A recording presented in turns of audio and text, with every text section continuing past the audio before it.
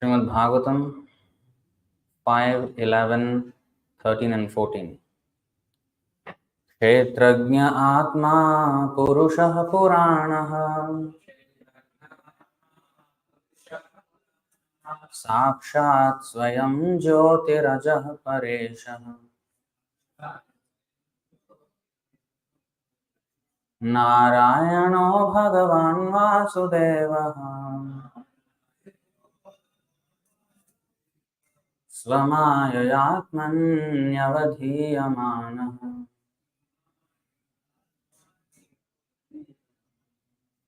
Yathanila Sthavarajangamanan Atmasvarupena Nivishta Ishet Evam Paro Bhagavan Vasudevah Kshetrajña Atmedamanu Pravishtaha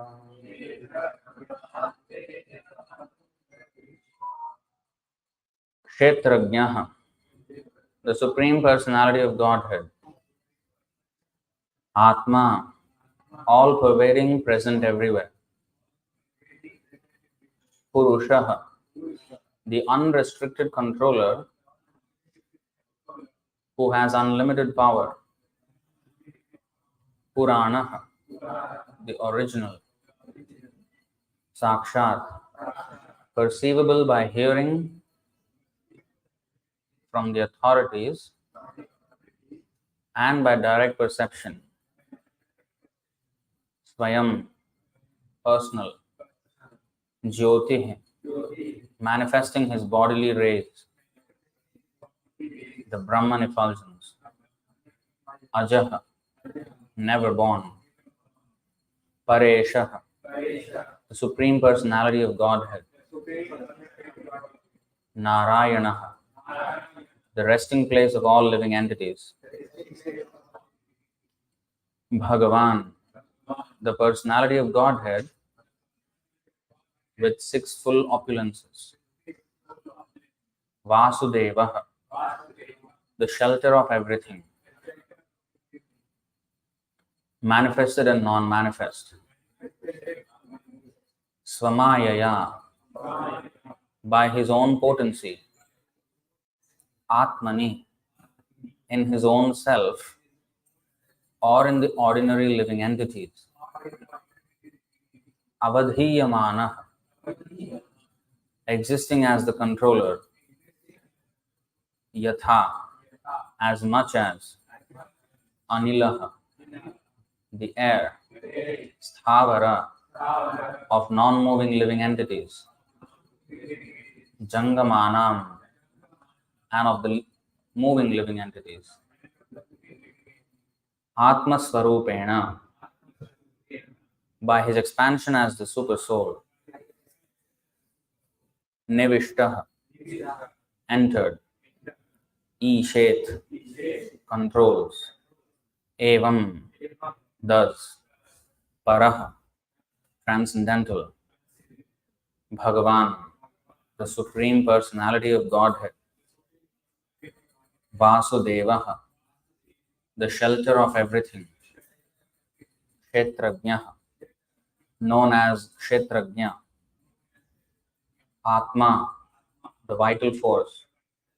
Idam, this material world. Anupravishtaha, entered within. Translation and purport by His Divine Grace A.C. Bhaktivedanta Swami Srila Prabhupada Ki Jai.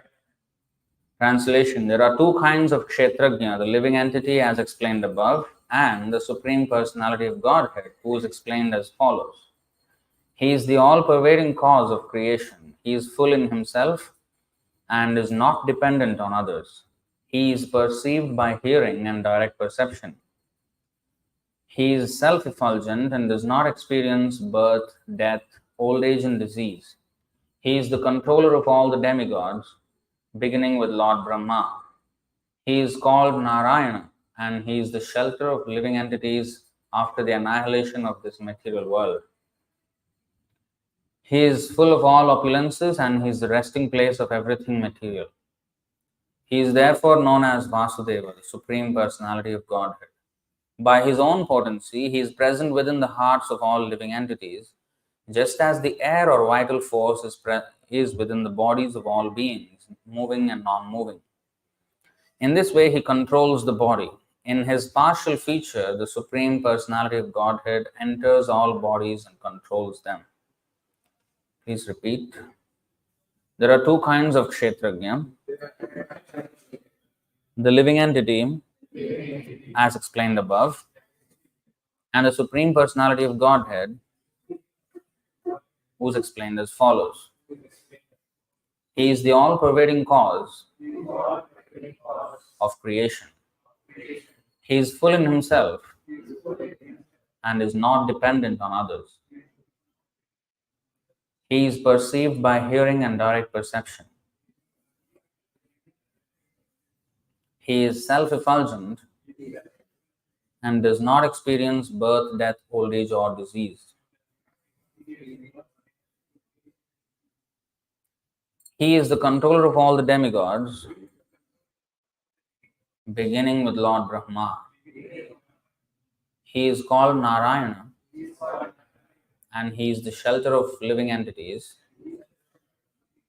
after the annihilation of this material world.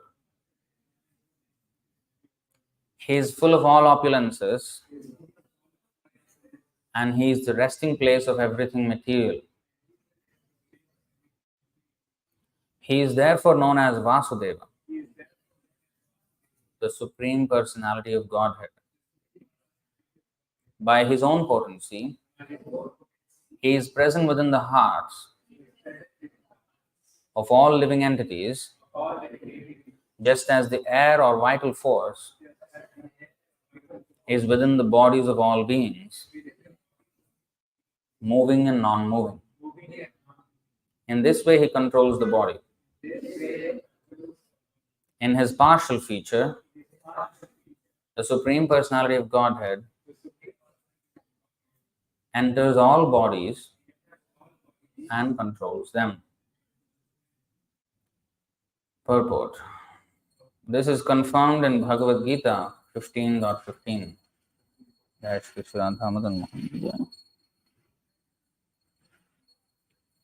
Sarvasya chaham hridi sannivishto mattah smritirjnanam apohanam cha. Every living being is controlled by the Supreme Living Being, Paramatma, who resides within everyone's heart. He is the Purusha avatar, who creates this material world. The first Purusha avatar is Mahavishnu, and that Mahavishnu is the plenary portion of the Supreme Personality of Godhead, Krishna.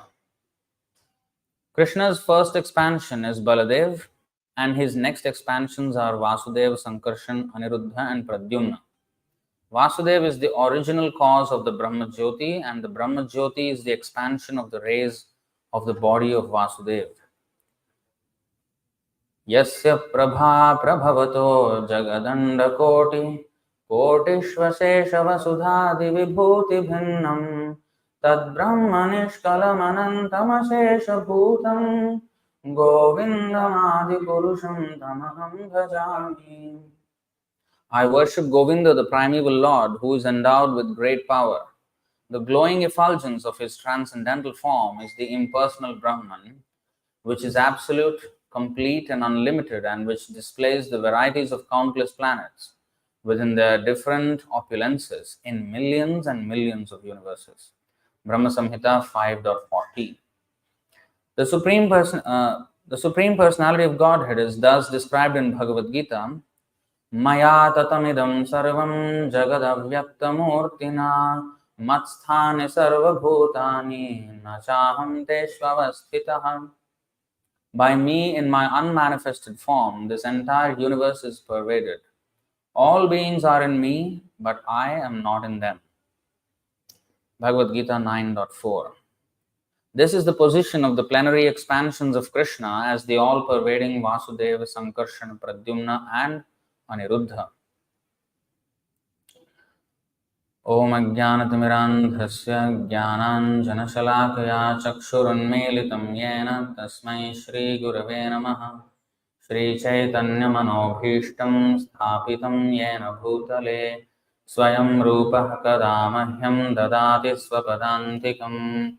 वन्देऽहं श्रीगुरो श्रीयुतपदकमलं श्रीगुरुं वैष्णवांश्च श्रीरूपं साग्रजातं सहगणरघुनाथान्वितं तं सजीवं साद्वैतं सावधूतं परिजनसहितं कृष्णचैतन्यदेवं श्रीराधाकृष्णपादान् सहगणललिता श्रीविशाखान्वितांश्च हे कृष्ण करुणा सिंधो दीनबंधो जगत्पते गोपेश गोपिका कांत राधा कांत नमोस्तुते तप्त कांचन गौरांगी राधे वृंदावनेश्वरी वृषभानुसुते देवी प्रणमामि हरिप्रिये वाञ्छाकल्पतरुभ्यश्च कृपा सिन्धुभ्य एव च पतितानां पावनेभ्यो वैष्णवेभ्यो नमो नमः।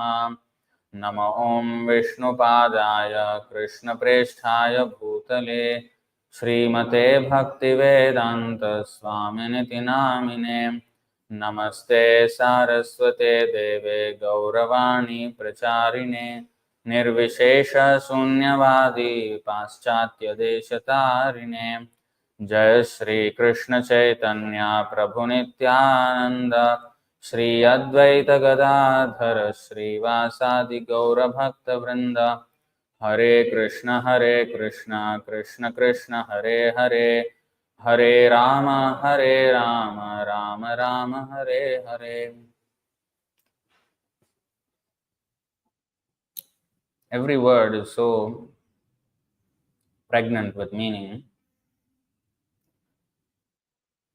Kshetrajna Atma Purushah Purana. So in these verses, in these two verses, the supremacy of the Supreme Personality of Godhead, Krishna or Narayana or Vasudeva, is being established from every single angle, that there is no scope for misinterpretation.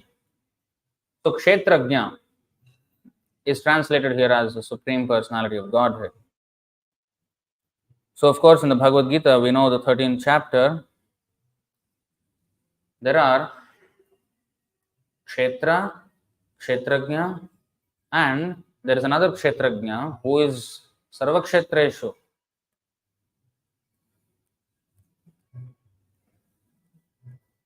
See 13:1 and 2. Arjuna Uvacha Prakritim Purusham Chaiva Kshetram Kshetrajnam Evacha Etad Veditum Ichhami Jnanam Jneyam Cha Keshava. Very important questions. And Sri Bhagavan Uvacha Idam Shariram Kaunteya Kshetram Ityabhidhiyate Etad Yovetyatam Prahu Kshetrajna Iti Tadvidaha. Arjuna said, "O my dear Krishna, I wish to know about Prakriti, nature, Purusha, the enjoyer, and the field and the knower of the field, and the knowledge and the object of knowledge." The Supreme, can you close the door?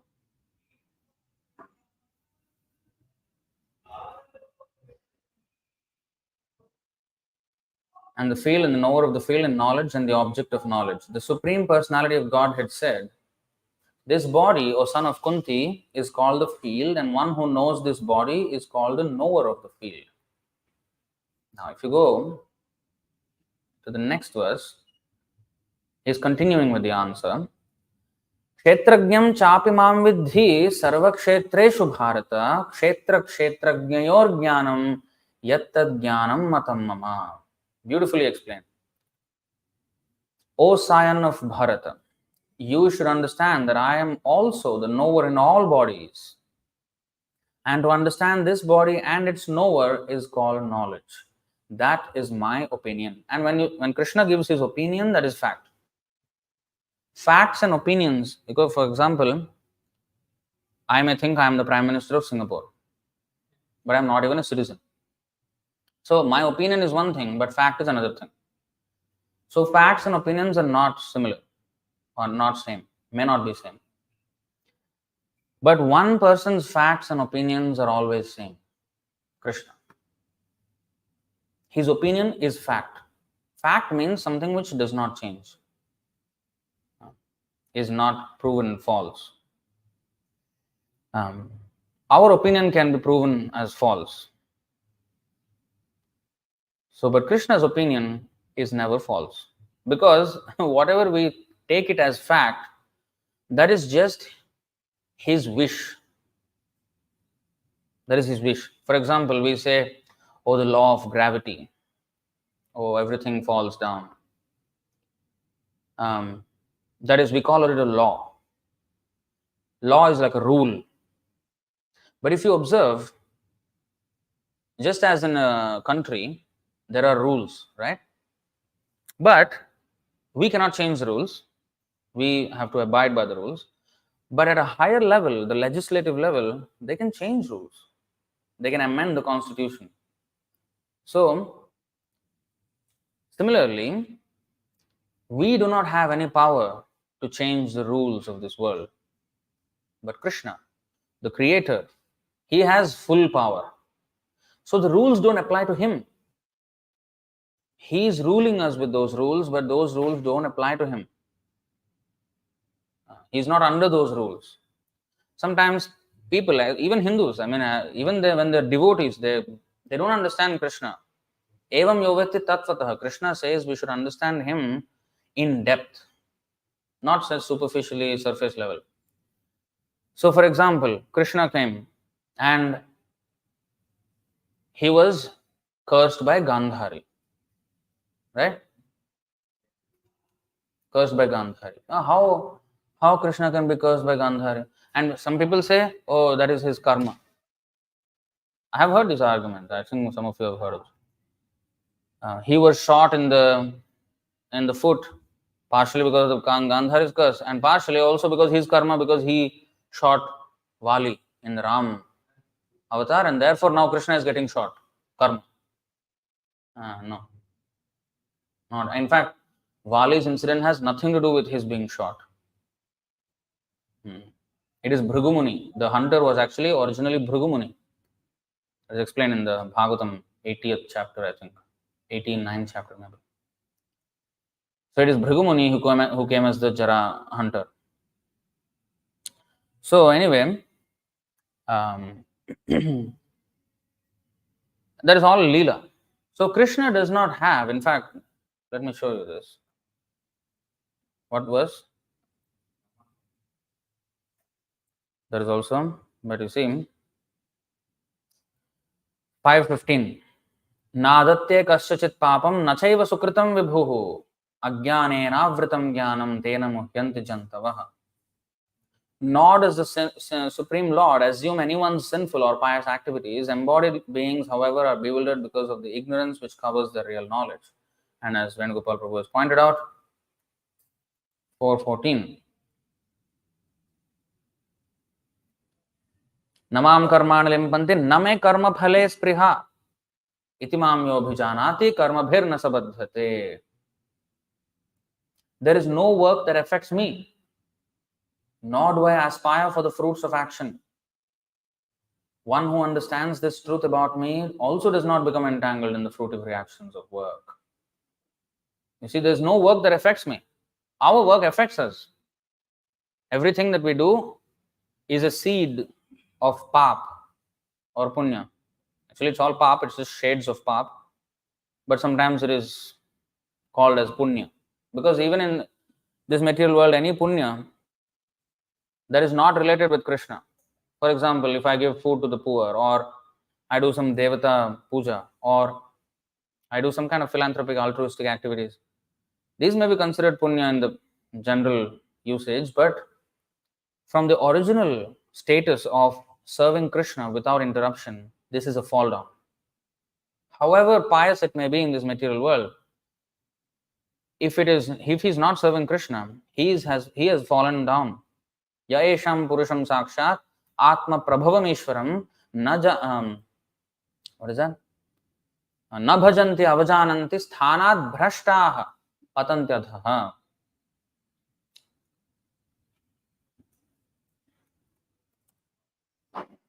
This is the definition of a fallen position. What is that? 11.5.3 of Srimad Bhagavatam. Any members of the four varnas and four ashramas who fail to worship the personality of Godhead, the source of their own creation, or who intentionally disrespect him, will fall down from their position into a hellish state of life. What is happening? Even if I am strictly following or very moralistic person in this world, if I am not worshipping Krishna, I am a rascal number one. That is the fallen position. So in this world, even if I do anything so-called good, if I'm not serving Krishna and helping others serve Krishna, then I am fallen. It is sinful. You may say, what is wrong in giving people food? There can be many things wrong. First of all, what kind of food I am giving? Nowadays, people distribute even meat. That is sin. More than that, even vegetarian food is sin.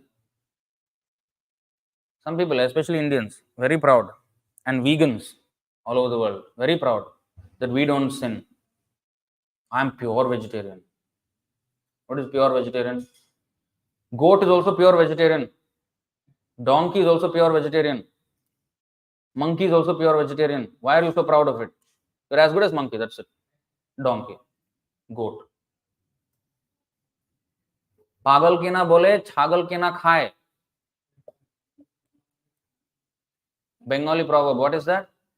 What a goat will not eat, what a stupid fellow will not say. Pagal means crazy fellow. Pagal ki na bole, pagal ki na khaye.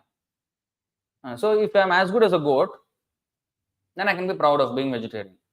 But Krishna says, Yajna sishtashinah santo muchyante sarva kilbishayh bhunjate te tvagham papa ye pachante atmakaranat. What is that? 3.13 Bhagavad Gita, chapter 3, text 30. Whoever is not eating prasadam is eating sin, vegetarian or non-vegetarian. Whether I am killing an animal or killing a plant, killing is killing. But how can I then stay without killing? That's not possible also. In this material world, jivo jivasya jivanam. One living entity has to live, subsist on another living entity in order to live. Jivo jivasya jivanam. So then, we're always bound. Yes, we are. If we do not serve, if we do not offer it to Krishna first, if we do not offer the food to Krishna, then it will be. So you see, the puritanical version of killing is bad is wrong. If you say killing is bad, that is wrong. Because we have to kill to survive. We have to subsist on another living entity to survive. And if a serial killer is on the loose or the serial rapist is on the loose, he should be killed straight away by the state. Not this human rights nonsense. The killing is good there. Right? So, killing is not always bad. So if you say this, have this puritanical understanding, killing is bad, so we should never kill. We should become pacifists. Then it is not even possible to exist in that idea. It is not possible to in reality exist in that idea, because we cannot stop killing. We cannot. So every endeavor is covered with a fault. We cannot be away from that fault. So therefore, that is not the right way to look at it. Oh, vegans, let's be vegans. Let's not abuse the animals. Okay. It is abuse if we use them for our own thing and then abuse the animals for, for commercial reasons. But the problem is not with using animals. We can use animals. But if the humans are God conscious, Krishna conscious, if the humans are Krishna conscious, then if they engage the animals, then the animals will be assisting the humans who are devotees, and in turn, they will also be serving dāsa dāsa.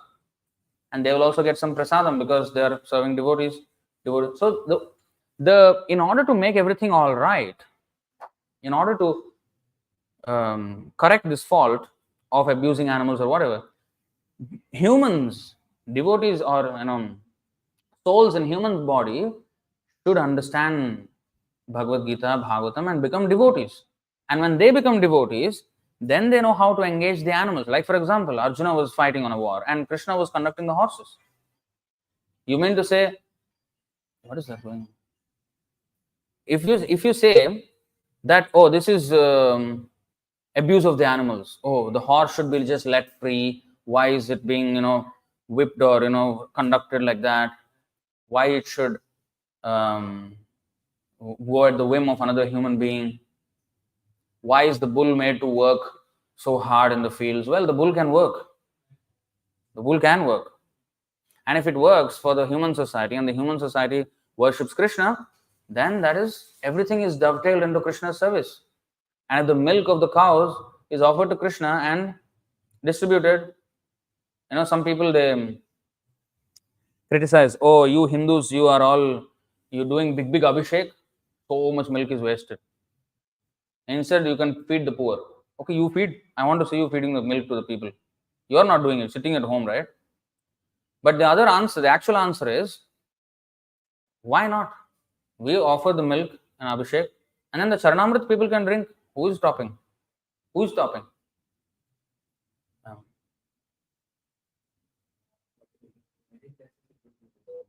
Hmm?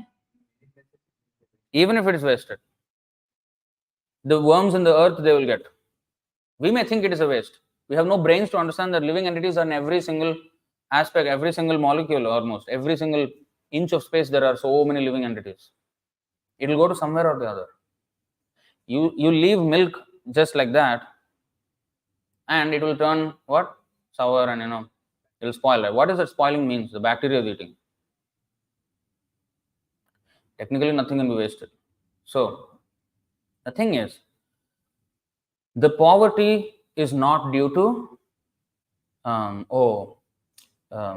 let me be the philanthropist and give the food. The wrong thing in that is I am thinking I am the doer, as if I am producing food from my own mystic power. No, food is produced by Krishna's arrangement, and I am just taking it and giving it. And I am now denying God and saying I am giving, so I am doing good to the society. This is false nonsense. And the other aspect, why is the person suffering? Because he has gone against Krishna. He has done some sinful activities in the past, due to which he is suffering now. So therefore, the best way for him to come out of that is to become a devotee again. You may say, oh, if you just chant and sit down and chant, everything will come. Yeah, everything will come. That was a precise lesson that Narad Muni told the Mrigari hunter. You just chant, I will provide the food. And how did he provide? Not that he every day came and gave. No, people gave. Somehow or other, Krishna will make arrangement. Do you think the elephant is working very hard to earn PhDs or something? No. Yeah. Just yesterday in the live stream, one fellow was asking question, useless question. No. Should I go into IIT or should I? So you go to hell. You go to hell. Why? Whether this entrance exam, what entrance you want? You want to entrance into Vaikuntha or entrance to hell? You choose. That entrance exam I should be more concerned about. Why this IIT JEE or AIEEE or MSET or what? Why? So we are not here to give you a IIT advice. In fact, we will give you advice not to go into IIT. IIT is waste of time. All these universities are waste of time. Money grabs. They're just money grab scams. And that's what they are. They don't teach us about life. An IIT guy is coming out, he doesn't know what is life. Who is he also, he doesn't know. Kshetrajna. First word of today's verse, he doesn't know. What is Kshetra, what is Kshetrajna, he doesn't know. He doesn't even know who he is. What is the use of such education? So, anybody who is not connected with Krishna is in a fallen position. However, we may think he is morally upright or not, there is no morality in such a person. It is like this. Many times Prabhupada gave the example of the 4 thieves dacoits. In the night, at nightfall, they came into a nearby village in the forest, just outskirts of village, and say, okay, this is plan. You go this side, that side, this side. 4 directions we will go. Morning we will come back and meet again here, same place, before sunrise. Okay, they went. They looted all wherever they went. They looted, came back in that before daybreak. Then the leader said, okay, now please remove everything. Be honest. Okay, give everything, and no hiding. And we will distribute equally fair share for everybody. Where is the fair there?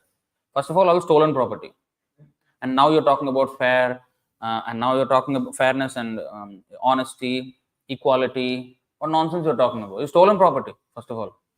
So it is based off of a sin, crime. And now you're talking morality. Why? So similarly, any materialist who is a moralist, he is an immoral person, because first of all, he has taken everything from God. And now he is preaching morality as if he is doing everything. And he doesn't even know what is good for people. Because really what good is that they have to be preached to. Krishna consciousness has to be spread to every single person. This lost relationship of them with Krishna is causing their suffering. That is actually what will help everyone. There will be no suffering in the world if people are God conscious. Now there is a big fighting going on, Middle East and Eastern Europe, Far East. There is another fighting going on, not Far East exactly, but fighting going on. Why? Everybody is sinful. Whether this religion or that religion, all are eating cows. Where you will have any peace? You will not have any peace. Wars will come, or famine will come, natural disasters will come, and laws will come, human-made laws, like abortion, where nobody will see it as a destruction also, or killing. The biggest war is actually killing children. 73 million, I told you many times. 73 million children killed every year. And nobody is even talking about it. Oh, women's rights. And many of the children who are killed are also women. Girls. Where? No brains. This is what happens when we don't see everything from the viewpoint of Shastra. We will be fools, and we will do, out of ignorance, we will commit sinful activities.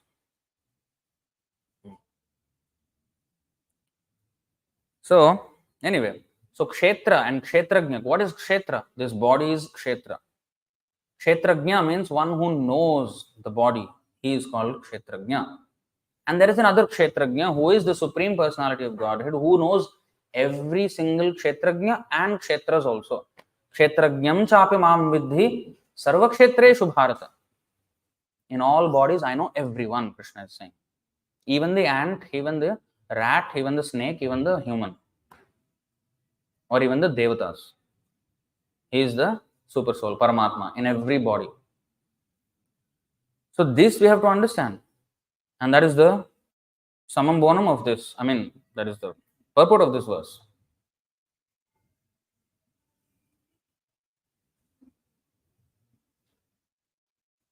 You see, Kshetrajna. So for example, abortion, let's take abortion. So they don't even know what is Kshetra, what is body. When is the body starting? They say, oh, there is embryo, there is fetus, there is zygote. Well, you may say there is an infant, it's a child, it's an adolescent, it's an adult, old man. It's just stages of life. It's not that embryo is something else than a child. It's just a Latin word for child. That's all it is. Fetus, embryo is just a Latin for offspring. Now you hide that. That's why the pen, they say pen is mightier than the sword. I would say pen is mightier than the nuclear bomb. Because nuclear bomb killed 210,000 people, Hiroshima, Nagasaki. In the entire 20th century, nuclear bomb killed, in unintentional, let's keep it aside. Intentional at least. Some nuclear reactor bursted, that's another thing. We are not talking about intentional killing of nuclear weapons. 210,000 is the upper limit estimate. Well, that is the exact amount of children being killed every day in the name of abortion. Okay. So you imagine a nuclear bomb is being dropped every day. That much power. Why? Pen. The word zygote, fetus. It's not a baby. So by manipulating with words, it's so powerful and it's way more powerful than a nuclear weapon, just a pen. This is why language, people think the technology, technological advancement. No, no, no. The one who has the power over the language, he has more power than the person who has technology. Technology is a slave of the person who has language. Because they will invent all sorts of tools and machines and things to do abortion. Because why? Oh, fetus, zygote, embryo. So technology is a slave of the linguist. So that's why we should know what is the truth first. We don't want to be, as I said in the Prabhupada Sikshamrita time as well, we don't want to be politically correct. If somebody is fighting for this right and that right, we don't want to support that. We don't care whether you think we are fools or rascals. We will tell you the truth. You may not like it, we don't care. Because you have to either face these words and listen and change, or you have to face the harsh punishment of Yamaraj. You choose whether you want to harsh words or harsh punishment for many thousands and thousands of years. You choose. Up to you. Consequences are there. You have all choice of action, but you don't have choice of consequence. Consequence will be given to you. Like we did not choose our body. We did not choose our parents. We did not choose our country, our family. None of these we chose. We were given these things. This is the result of our past actions. The consequence of our past actions is this body. This is a proof. What we cannot change. So similarly, whatever agency we have right now, whatever choice we have, the power to exercise our choice, we have to use it judiciously. If not, then we will have to pay for it. Pay very heavily. With compound interest, we have to pay, like a credit card. So that's why kshetrajnaha, atma, purusha. Again, purusha. Purusha means controller, male. Prakriti is female. So the real male is Krishna only. Govindam Adipurusham, the original male. We are all actually classified as para prakriti in Bhagavad Gita. We are female by nature. What does that mean? Atma is neither male or female, right? His body is male and female. But this male and female concept is coming from where? Everything is there in its original spiritual world. So we are Prakriti, we are supposed to. So male means the enjoyer, female means the enjoyed. The male is supposed to enjoy the female. The Supreme Personality of Godhead is the only male.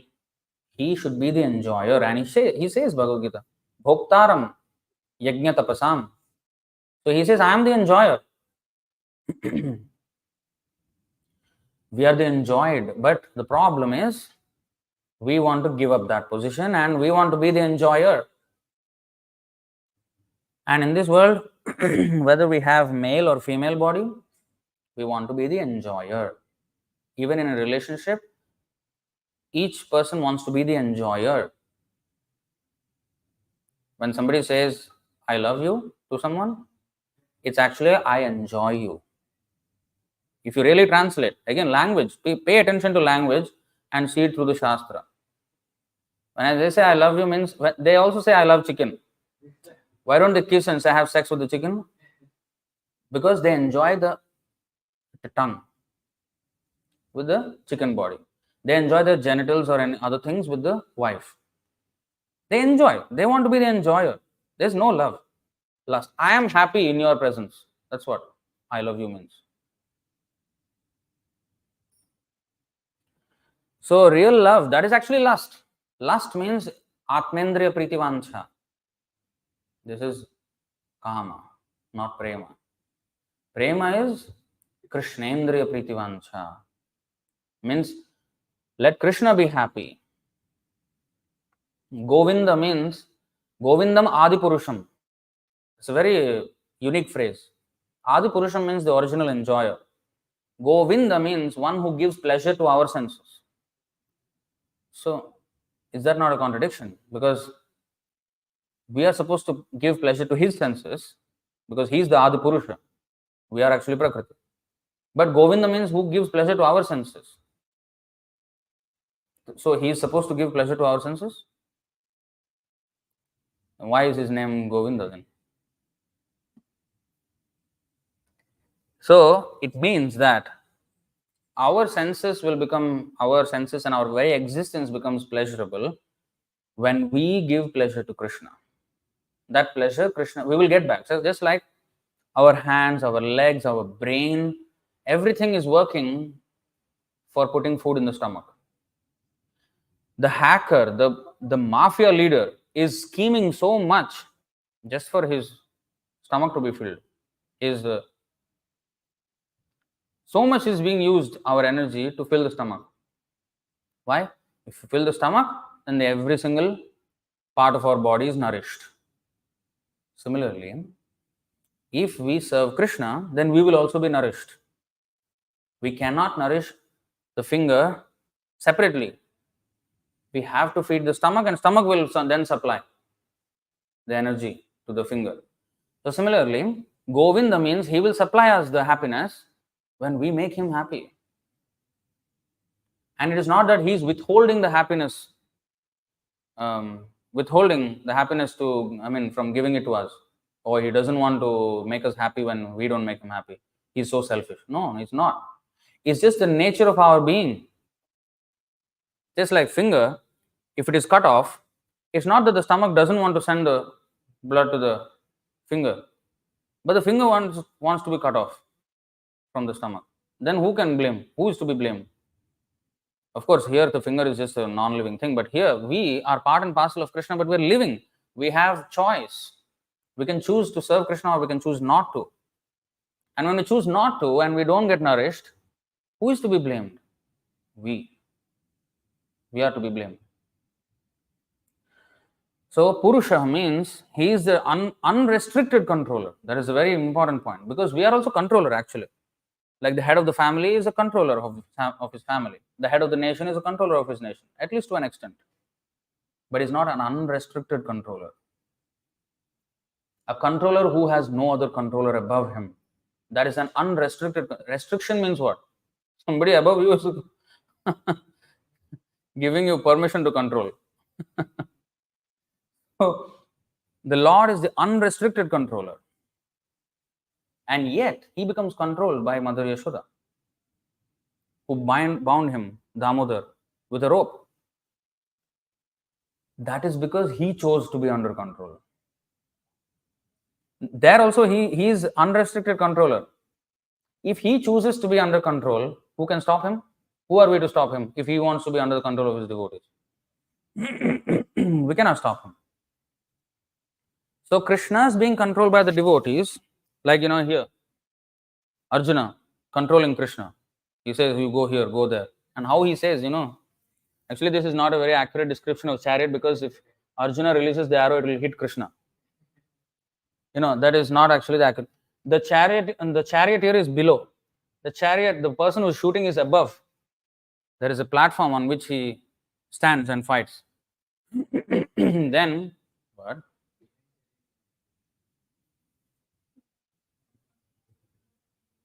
No, I don't see. No, he is also same. He has to be higher in level, so that he can freely shoot. Not that he's shooting and the charioteer is coming in between. He's short. And arrow also I can't pull. How much can you pull? The charioteers are here. So it doesn't make sense. So the charioteer is actually, below, and the person who's shooting is above. So how will the person in a noisy battlefield, where not only humans are shouting, but elephants are shouting, horses are shouting, and thousands of them, how is he going to effectively tell the charioteer to move right or left? You know how it is done? I think you know. Tap with the leg on the shoulder of the charioteer. Tap on the right shoulder, he turns right. Tap on the left shoulder, turn left. Arjuna was doing that to Krishna. And Krishna was, okay, here, there, wherever you go. And when Arjuna could not control enough, Krishna took the control. You know, who was shooting him? Karna? He was supposed to behead him, no, Arjuna? Karna is it? He shot the arrow, Arjuna would have been beheaded. Krishna conducted the horses in such a way that the chariot went down by 1 foot and it took out the helmet. Arjuna could not even do that, could not tell him what to do, and he did not even see it coming. Karna was so skilled. But Krishna took charge. So he willingly became the charioteer. He did not want to show off. You know what? Wait. I want to show off how big of a fighter I am. Look at me fight. No. I will be only a charioteer. I will not even fight. And my army will fight. Which one you want? Arjuna said, I want you. I don't want your army. Duryodhana said, very good. I will take the army. I want the army. So, but who won? Pandavas won. So, where Krishna is, Jayastu Pandaputranam Yesham Pakshe Janardanaha. So, wherever Janardana is there, that side will win. Yeah. So, but anyway, the Lord was taking all that for his devotee. So, that is his own will. He chose. He gave the choice to Arjuna and Duryodhana. Not that they said, no, Arjuna did not say, you have to be my charioteer. He never said. Krishna offered that. So he willingly comes under the control. You know, Krishna actually says this. You know that verse. Shri Bhagavan Vacha, Aham Bhakta Paradhina, Hi Asvatantra Eva Dvija, Sadhubir Grasta Hridayo, Bhaktair Bhakta Jana Priya. The Supreme Personality of Godhead to said to the Brahmana, I am completely under the control of my devotees. Completely. Not just sometimes he comes under, completely. Indeed, I am not at all independent. What is he saying? Because my devotees are completely devoid of material desires, I sit only within the cause of their hearts. What to speak of my devotee? Even those who are devotees of my devotee are very dear to me. This is his own choice. Here also, he is exercising his unrestricted supremacy by becoming subservient to the devotees. So, that is called Purusha. Like, we did not choose our parents. Krishna chose his parents. Prishni and Sutapa, they did great tapasya. Then Lord Vishnu came before them. Okay, I will. What do you want? We want you as your son, as our son for 3 lives. I will be your son. So next time when he was taking birth, he said, okay, you go down. You born first. You take birth first, and I will be born into your womb. We did that. This is why Janma Karma Chame Divyam Evam Yoveti Tattvataha. Krishna's Janma, people can always, criticize. He also took birth from mother and father. What is that? Okay, then what about Narsimadev? Came out from pillar. Pillar is father. And lion and man had sex together and Narsimadev came out? No. It doesn't make any damn sense. So the Lord is independent. He came, Varaha, he came out from the nostril of Lord Brahma. Kurma avatar, he is there at the bottom of the Garbhodaka ocean from where he came. Matsya, fish. But he was not born of any, he just came. So the Lord can come from anywhere. The Lord is already everywhere. And he can manifest his presence before us from anywhere. He chooses. That is his sweet will. So he is never under the laws. And even when he came as Krishna, he first came as 4-handed form and showed. And then Vasudev said, no, if you show yourself like that, they will come and kill you also. But actually, how can he be killed? He cannot be killed. 4-hand, what are you going to do? And transcendental, if the gods come, they will be killed. But anyway, out of his parental affection, love, he said, oh, no, don't show yourself. Hide. So then he became a small baby. If any boy comes out 4 hands, deformed, there's something wrong, people will think, cut to 2 hands.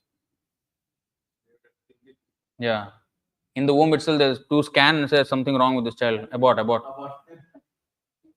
That would have happened to modern 400 child. But Krishna came and nothing. and he showed his power. So in this way we have to understand every single word. This is what it means by Shrinman Supathan Vicharana Para. Not just like Purusha, Atma, Kshetrajna. Fine, okay, let's have prasadam. What is it? Let's be serious about all the things that are said. So of course we cannot go already 10 o'clock. And Purana, the original. Purana means what? Old.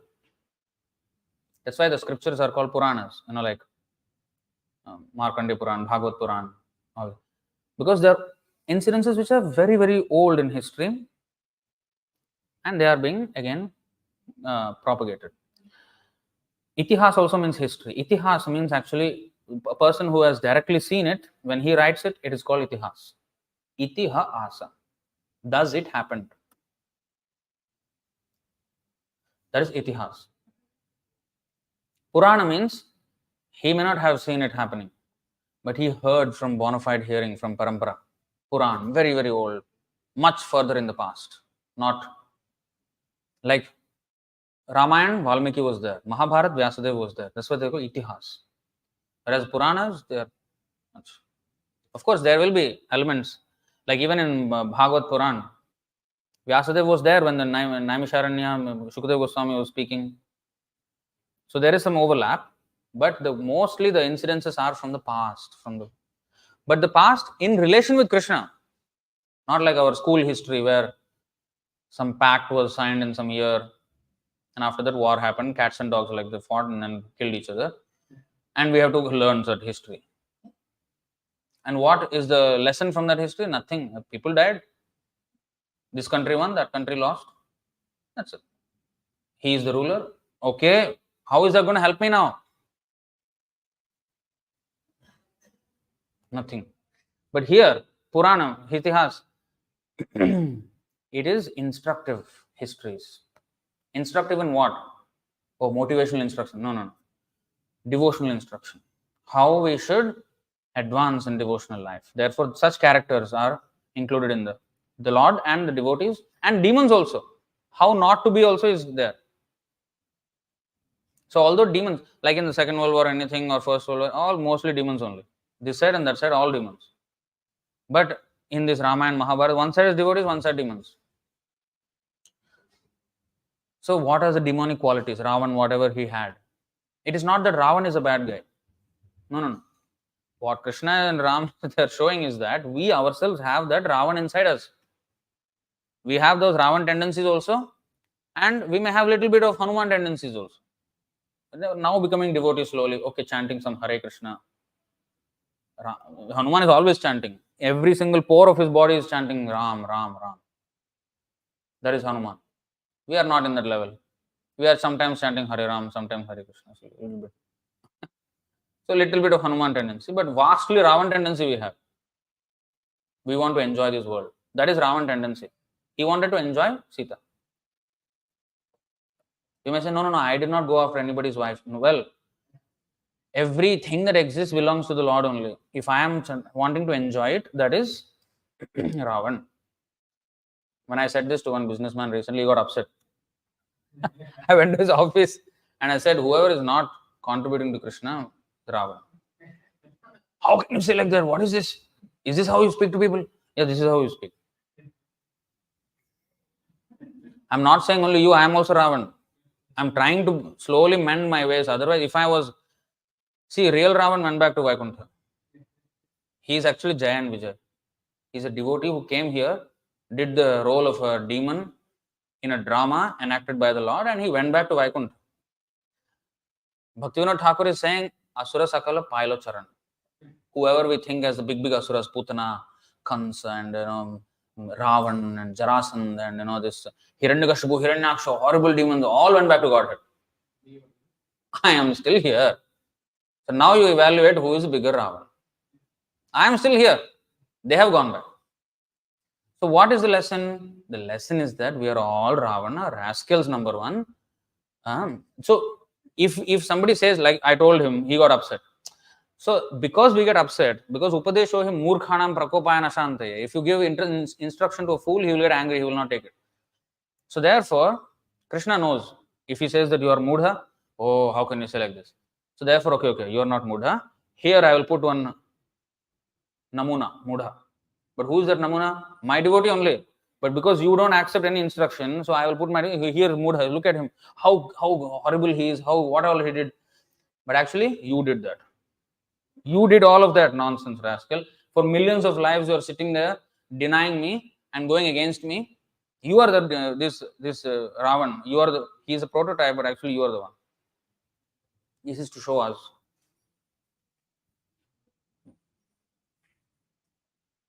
That is the real purpose of why the Lord even comes with the demons also included, and devotees.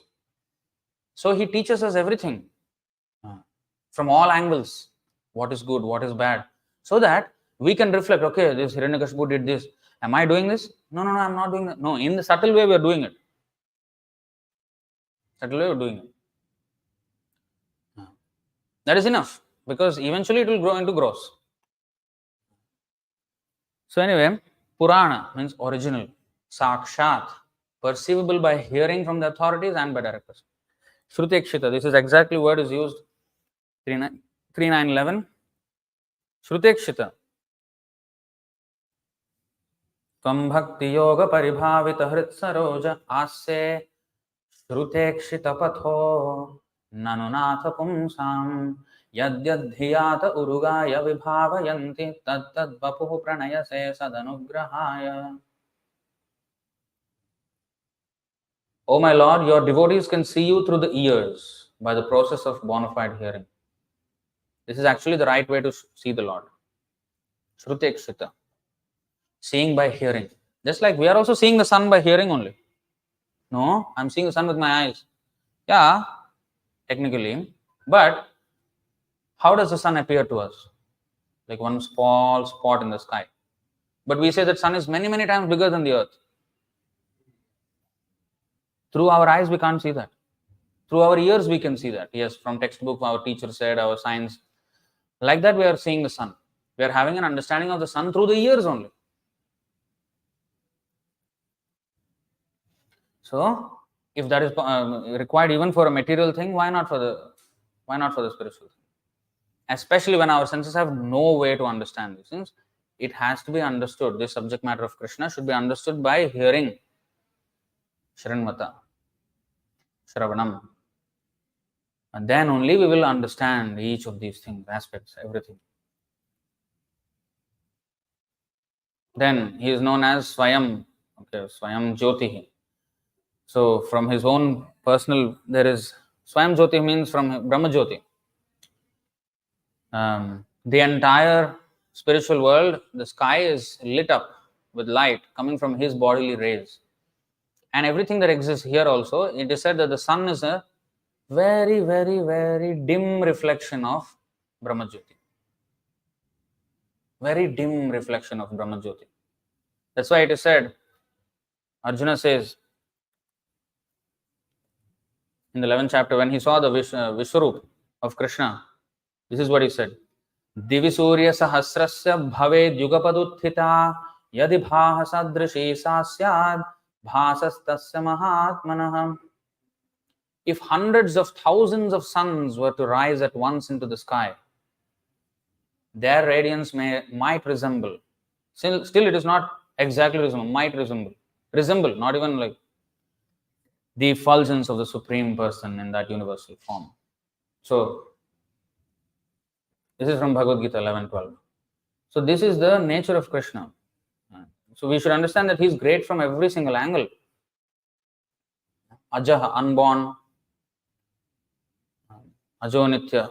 Of course, that is referring to us. What is the 4:6? Ajopisan avyayatma bhutanam ishvaropisan. So he is unborn. Actually, we are also unborn. We also don't take birth. Our body takes birth, but we are eternal. Nahanyate hanyamane sharire. But he is Pareshaha, the Supreme Personality of God. Ishaha means controller. Pareshaha means higher than the controller. Supreme controller. Higher than all other controllers. Narayanaha, the resting place of all living entities. Ayanaha. We know the word Shayan. Shayan means to sleep. Ayanam also means rest. Shayana, ayana, same. So, Narayana, Nara. Nara means man, but also every soul is also known as Nara. Nara Ayana, the, the place where the souls rest. The person who affords that facility is Narayana. So, Narayana. So, we sleep every day. Actually, it is said in the Taittiriya Upanishad. Of course, we know that at the end of, if you have read Prabhupada's books, you will know that at the end of universal destruction, those souls who did not make it back to Godhead, they will go and merge in the body of Mahavishnu and wait until the next creation, which will happen when Lord Vishnu starts to exhale again. When he inhales, everything is destroyed. When he exhales, everything is again created. So we are in the exhalation period of Mahavishnu right now. That's why creation is there. Now, that is when the universe is destroyed. But at every night of Brahma, universe destroyed means Brahma died. When Brahma dies, the universe is finished.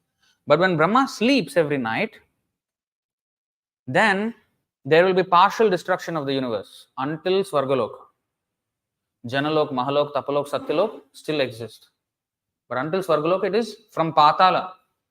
10 out of the 14, 10 planetary systems are underwater. The top 4 are not. So when that happens, all the living entities in the lower planets, they merge into the body of Garbhodakashaya Vishnu. Not the Mahavishnu, but Garbhodakashaya Vishnu inside the universe.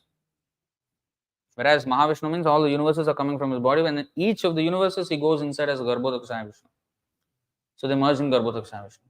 And in Taittiriya Upanishad, it is said that when we sleep every night, the soul in the body merges with the super soul and rests. Otherwise, we cannot even rest. And then morning we again wake up. Again, just like it's just a slower. So this is Kshirodakashaya Vishnu. Paramatma is actually Kshirodakashaya Vishnu. So Mahavishnu, Garbhodakashaya Vishnu, Kshirodakashaya Vishnu. Because if we don't rest in him, we actually cannot even rest. Very interesting. So he is called the Narayana in every facet. And Bhagavan, of course, Bhagavan, long definition, Prabhupada many times gave. Bhaga means opulences.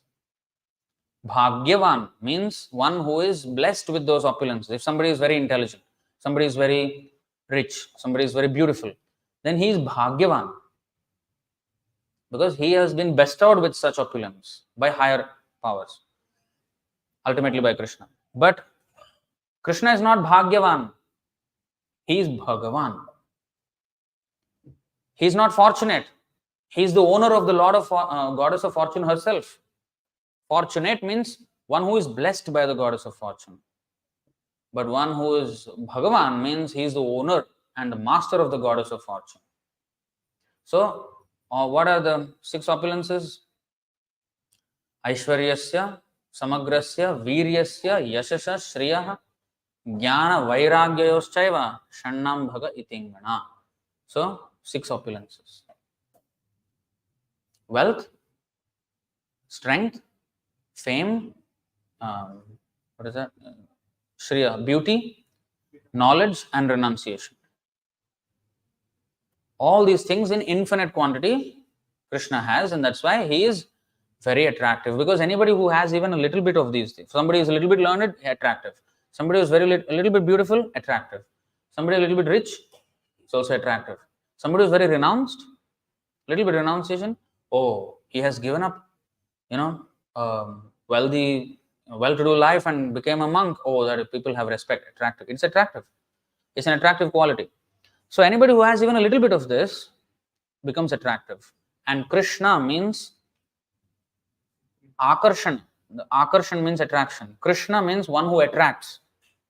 One who attracts unrestrictedly to unlimited degree. He is called Krishna. And he is called Krishna because he attracts everyone with his unlimited opulences. He has all these things which attract people in unlimited quantity, then that's why it's called Krishna. That's the definition of Krishna. And that's why it's called Bhagavan. And Prabhupada answered, translated always Bhagavan as the Supreme Personality of Godhead. Very, very, very specific.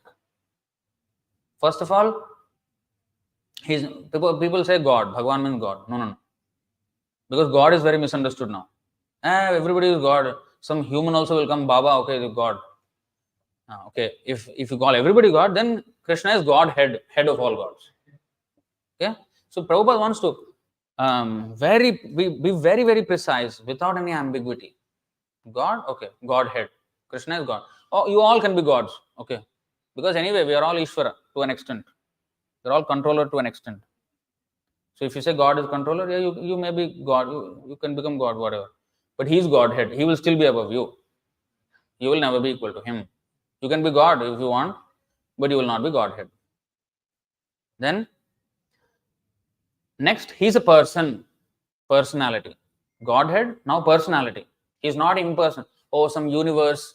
Oh, the universe helped me. Universe helped you. Stars helped you. Came in here and did something for you. What do you mean universe helped me? Nowadays, they like to speak like this. Oh, the universe. What universe? One air, if it comes a little bit harder, you will fall down. If the wind comes. Universe we're talking about. Yeah. So, it is personality. It's not some impersonal, vague power somewhere. No, it is a person. And a person has likes, dislikes, everything. And Krishna also has. Paritrana sadhanam vinashayasya dushkritam. He says, I favor the devotees, I vanquish the demons. He punishes. He does not like.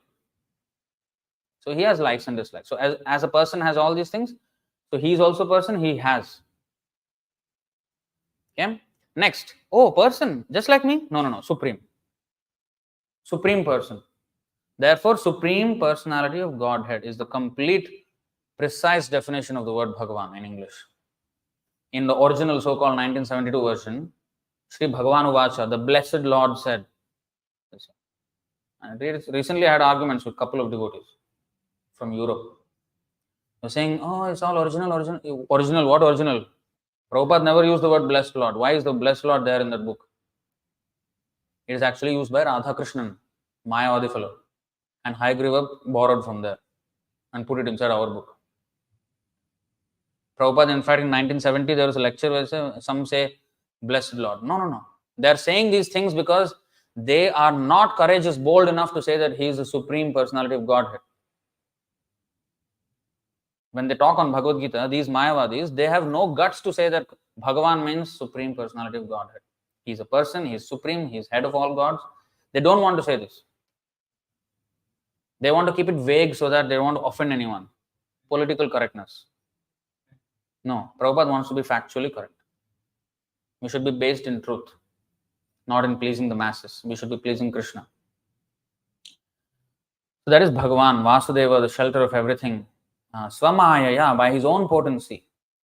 Avadhiyamana, existing as the controller. Avadhiyamana.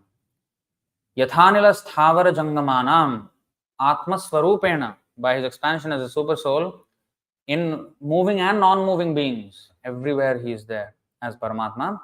Nivishtaha. Sannivishtaha means staying. Nivishta also means same thing. Sun means completely. That's all. Ishet controls. Ishet. It's the means there is no second opinion about this. It is like that, which is called vidhilin, must. So evam para Bhagavan Vasudeva kshetrajna atma idam manupravishta. He entered within everything. Andantarastha paramanuchayantarastham. He enters into every atom also of creation. So of course this can be expanded further, but we are short of time, already very late. So we'll stop here. Any questions or doubts or comments on this?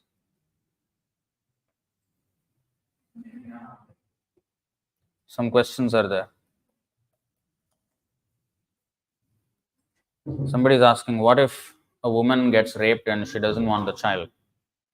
She has no choice, first of all. Okay. That's why women need to be protected and rapists need to be punished like with death. Not just death, tortured in death, so that they will never, nobody will dare to do it again. And for example, now the woman who is raped, she was first of all raped because, okay, a man who rapes, if he goes unpunished, next life he will have to face the answer to that rape by becoming a woman and be raped. So, if a woman gets raped, first of all, we should understand that there is karma. So, something which I did last life, now I am getting result. This life, I may not have done anything wrong, but if I have faced this, the Lord is the witness to this. That means I must have done something which is not correct. That means I must have done the same thing to some other person, and now I'm getting it back. So, the very fact that the rape even happened means that there is karma involved, of which this woman is already suffering now. Now, to add to that, if she goes and murders the child, she will have to be murdered next life. So, now what is the solution? Then, well, the child cannot be murdered. Child cannot be killed, even if she is raped. And this is the reason why yesterday we were discussing, of course, it's very tough, but when the Sikhs and the Rajputs, they were facing the Mughals in India. What? There is Mughals. Yeah, Mughals are the Muslims. So when they were facing the Mughals were invading, and the Sikhs and the Rajputs, they fought. Many times Mughals lost also, but sometimes they won.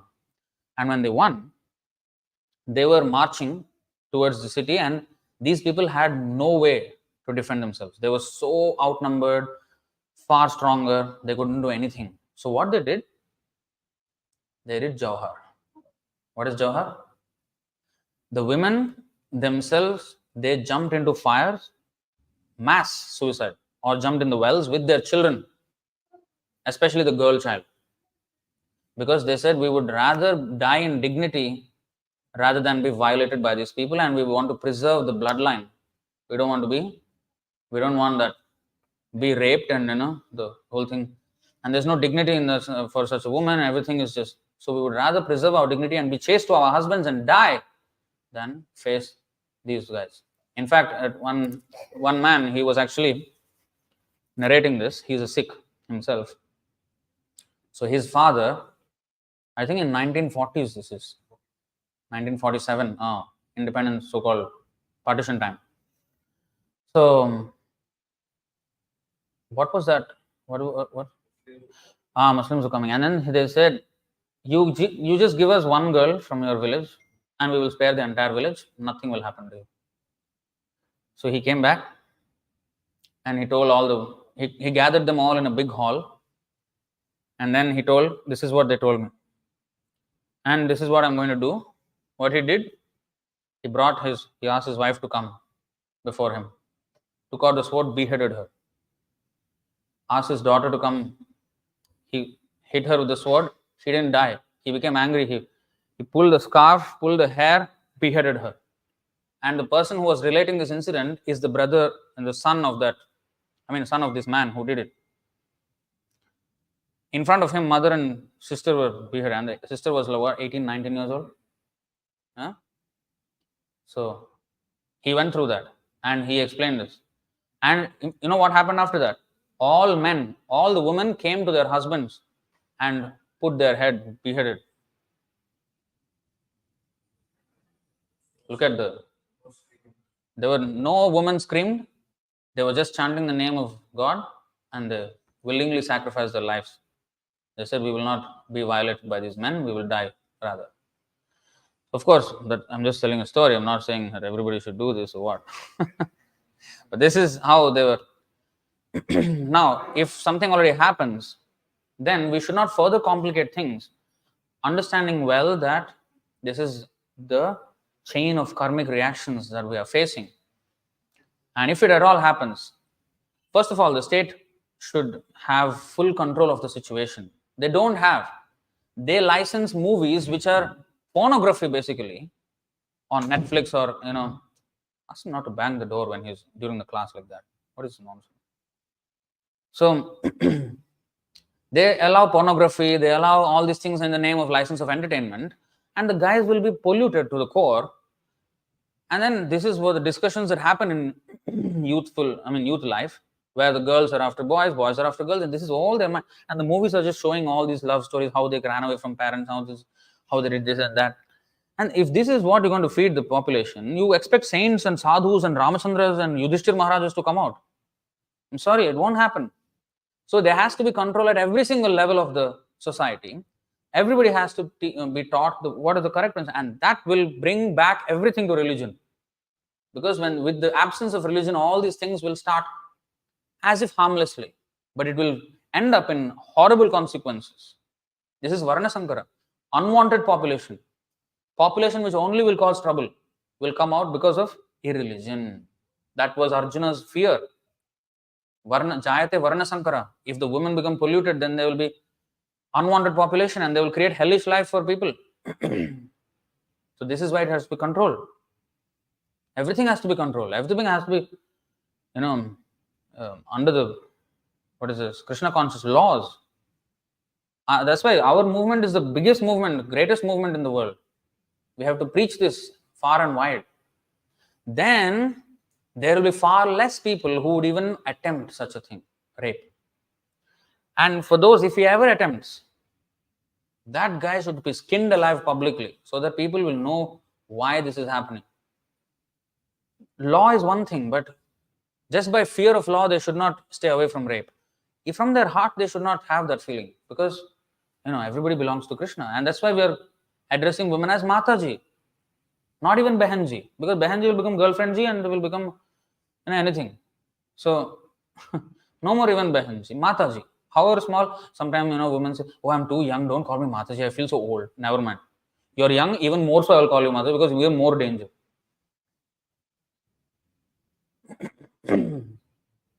So this is our culture. We give the highest respect to women by calling her Mataji. But they don't have this. That's why it is becoming like that. So people should be trained as brahmacharis. So all this again comes back to the system of religion. This has to be revived. Otherwise, there is no hope. There's no shortcut. No. Can we do this without religion? Can we do something else? No, we cannot. We cannot. It's all rooted in religion. That's it. So if at all it ever happens, she should not abort the child, should give birth still, or then nobody will marry. Well, if a man understands, then he will consider.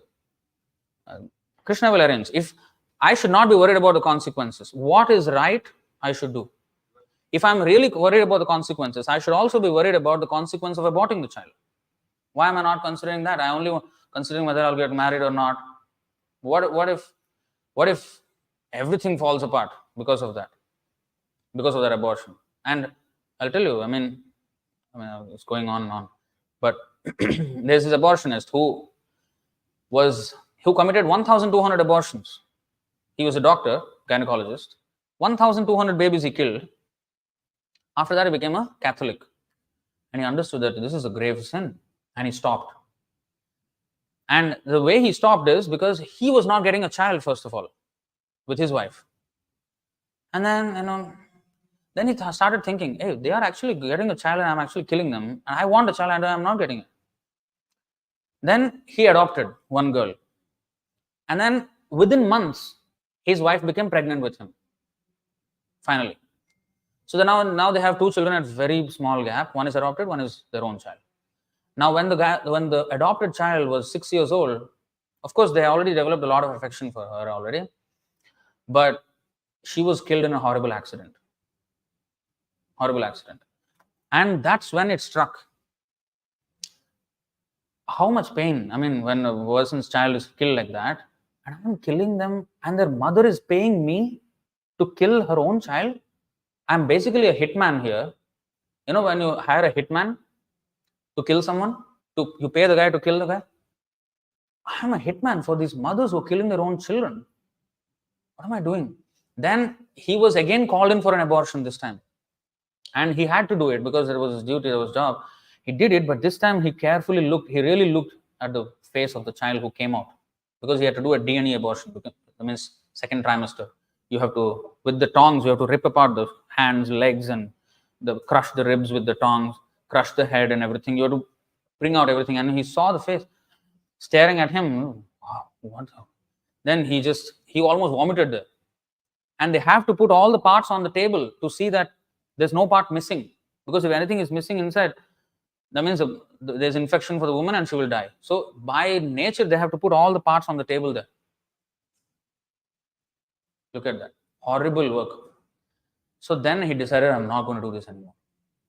So he said, and it's a fact. He said, whether the girl was 6 years old or whether she's just months into the body being developed, or whether she's this small or this small, whether she's this big or this big or this big or this big or this small, it doesn't make any difference. It's a person. It's not a small means you can just, it's the same child. So no abortion.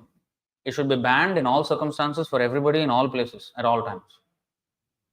That is the thing that should be done. And it's not the end.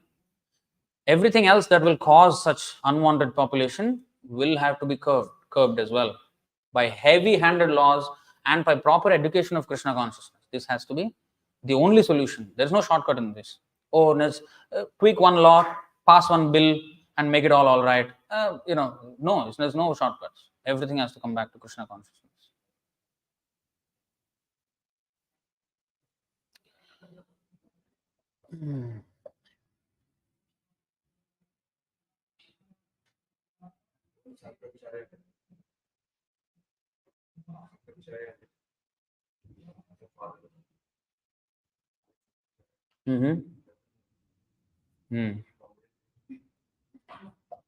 Yeah. I mean, Vyasadeva is almost something similar.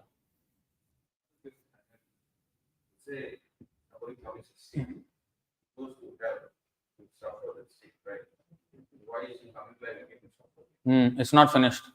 The residue of it he will suffer here. That is stated in the 330. Suffer, yes, but then again in the animal birth, again he will face it. And remainder is still there. It's not completely gone in the hell. Because he wants, okay, so question is for online people, if a person commits a sin and he goes to hell to suffer, then why we see suffering in this world? Why he is coming back again to suffer? Well, all punishment is not meted out in hell. After that, even if you see 330, 34.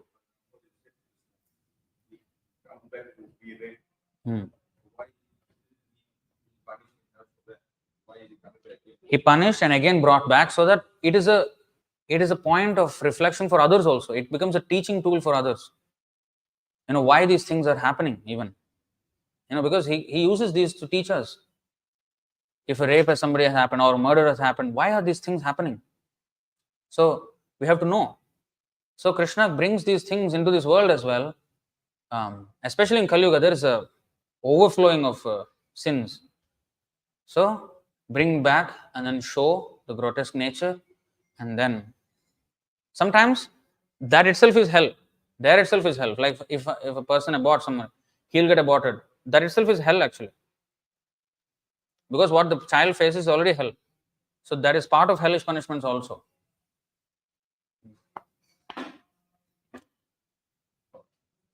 So any other questions or comments?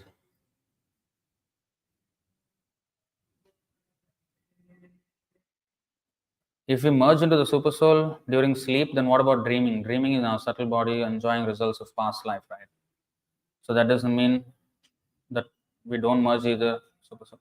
So yeah, dreaming is a wandering state still. But when you're absolute deep, even the dreaming also happens only because of the arrangement of the Lord. Because we cannot dream. We have no control over dreams. So we're not fully resting at the time. Resting means just like at the end of creation, has no activity, just suspended. So we are similarly suspended. Our body is being rejuvenated. Our subtle body is being rejuvenated. Our intelligence is being nourished during sleep. So sleep is required for intelligence. That is there in one of the third canto verses of Bhagavatam. So, and then the Lord again brings us back to start again another day. So in this way it's going on. Okay, we'll stop here. Grantaraj Srimad Bhagavatam ki jai, Srila Prabhupada ki jai, Nitai Gaur Premanande.